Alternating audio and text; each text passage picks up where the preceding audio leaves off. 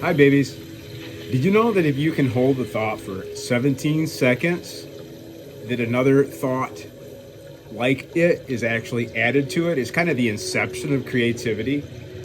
And it's just the way that we can utilize our imagination actually to hold the line with our vision and to actually achieve goals and things of that nature. I think that's fascinating. It's kind of metaphysical, it's kind of psychological, but it certainly does give some encouragement to mental discipline. And this is just kind of a clunky segue here because I want to talk about Exodus chapter 17. And Exodus chapter 17, I'm segueing 17 seconds to Exodus chapter 17. I don't know if you caught that. Anywho, this is the inception of Israel. It's like they had come out of bondage and they had their first skirmish with this tribe that shall not be named according to the commandment of the Lord. So I'm not going to. You can read it. Read Exodus chapter 17. But there's a prohibition against this name that shall never be named from under heaven forever. So they had a confrontation with this tribe that is gone. And in the drawing out of Israel into the wilderness, confronting this tribe, it's like they're in their infancy. This is the inception of a nation. Moses is at the head, and it's like a context of having a firstborn. And when there is, and this is really personal. This is maybe stuff that ought to go in my journal, and I should just write on it. But I want this kind of known, so I'm just piping up and showing my face. And maybe I should get an accountability partner, or be shuffled off to the counseling room behind the altar at the church. I mean, that's the usual context where we have these nuts and bolts issues that have to be dealt with. However, here I am on my platform talking at large, so deal with it. But I am really feeling a kindredness when I read this account. I've always felt a kindredness with Israel in this account when they're drawn out, just because of my own rearing and because of the way that I came into the world. When God brought me here, chose the times and the place and the circumstances, the manner wherein that I should occupy this world, I've had setbacks. I mean, I was taken from my mother right from the delivery room. And this is, by the way, coming up on my 59th birthday, which is going to be like in 3 weeks. In March 14th is my birthday. And so some of these issues are just kind of really at the forefront, needing to be dealt with now, because I'm seeing, there's patterns that are recurring, and it's things that I'm kind of seeing clearly, and I just want to voice it so that I feel a kindredness and a parallel in my experience with how Israel was brought out in Exodus chapter 17. And so I'm choosing new focus. I'm choosing a new vision for my future, and holding that, like that 17-second rule. That's the inception of creativity. And instead of a woe and bemoaning and a victim posture about, look what happened to me, and I didn't get the rearing that I needed, and I was up in the air, and I can't justify living a life suspended just because there were some clunky occasions when I came into this world. So, however, I need to own this, though, that there is some pieces, like a puzzle, that I've had to put together. And I have had meetups with my biological kin. I have actually spent months actually living under the roof of my biological mother. I mean, back in the 90s, we had a rapport. There were some commonalities, temperament, core beliefs, we both ascribed to Christian fundamentalism at the time, I guess, charismania. But during that time, I realized that the purpose of going and meeting up and being in that close of proximity with my mother was to see things more clearly. And it was, I mean, there was some passive aggression that came out of me. There are so many aspects inside of me that were beyond telling and that I was out of touch with, and I couldn't articulate them, but it was still like there was a trauma that was manifesting in some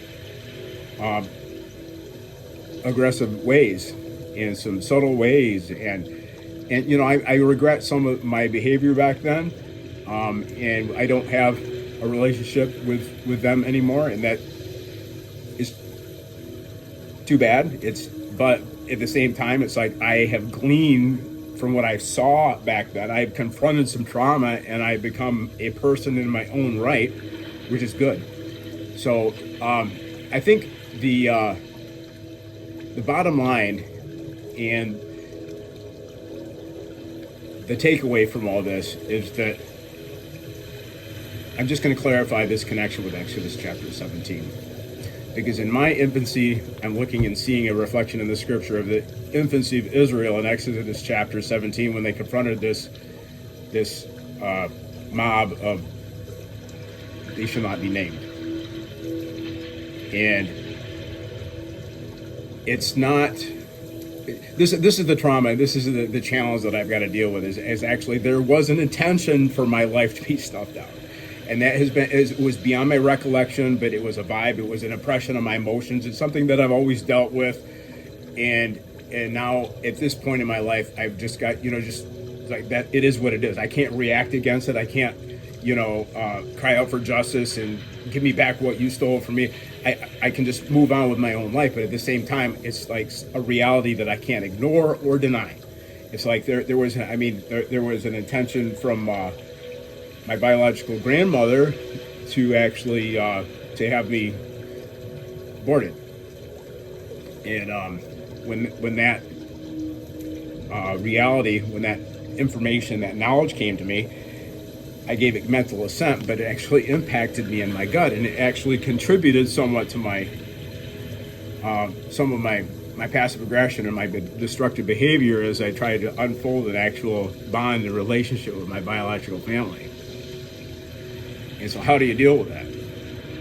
And I guess to encapsulate the clarity that I got during that time in the 1990s when I was in conversation with my biological family, there was a pregnancy in my mother's family. And it was like a retelling and outplaying. It was like a familiar pattern. It was like I was the pregnancy back in the 1960s, and then in the 90s, one of the biological family had a pregnancy, and it was another inconvenient challenge that left some controversy in the conversations amongst my biological family. I don't want to name names or identify people, but I'm just going to say this. My brother actually had an intention that came out during that time of, is it wrong to pray for an abortion? Is it wrong to pray for a miscarriage? And it was like, oh my gosh, that's the pattern, reliving it. I don't know if anybody else in that environment actually made that connection, but I'm just like, that was exactly the same scenario from 1966, and you guys are talking the same talk about let's put an end to this inconvenient pregnancy. You know what I'm saying? And so the Exodus chapter 17 situation is Moses confronting this battle with this tribe that shall not be named, who were hell-bent on murder over the inception of infant Israel. And the pattern is outplaying in my life, from 1966, and then actually a little glimpse of the same thing. I needed to see that. actually that situation with the 1990s pregnancy that was in my family that my brother was chafing about and wanted to end. I needed to see that because I had to identify that's a spirit murder. It's murder. But oh gosh, you know how I want to cap this off right now? The song of the Lord came on me the other day, and it succored me. There's a balm. There's a balm in my belly, and I'm just feeling determined to live because God commanded life over me from the beginning. There's instances in my journal actually where I recount some of this stuff, and it's like, oh, you found me on my afterbirth and you sang to me. You found me writhing in my afterbirth, abandoned in my solitude, and you sang over me. You breathed life into me. You commanded that I live. And so here I am. But this is, how did it go? There's a tune, there's a tenor here. Well done, good and faithful servant. Live well, live well. See, it's not just live. It's not just a command to live anymore. He's added to it. He's added a tenor. There's music here. It's like not just live. It's not commanded you to just fulfill your years and to go from birth, school, work, death. And we're not living according to the patterns of this world anymore, but I am being renewed by this, in the spirit of my mind, being transformed by the renewing of my mind, by this tenor that's entering into my belly. There's a balm in my belly. It's a song. It's a resonance to live well, not just to live, not a command to rise up out of the afterbirth and live and to move out with your life, but to live well. Well done, good and faithful servant. Live well, live well, live well. Live well, live well. Well done, good and faithful servant. Live well, live well.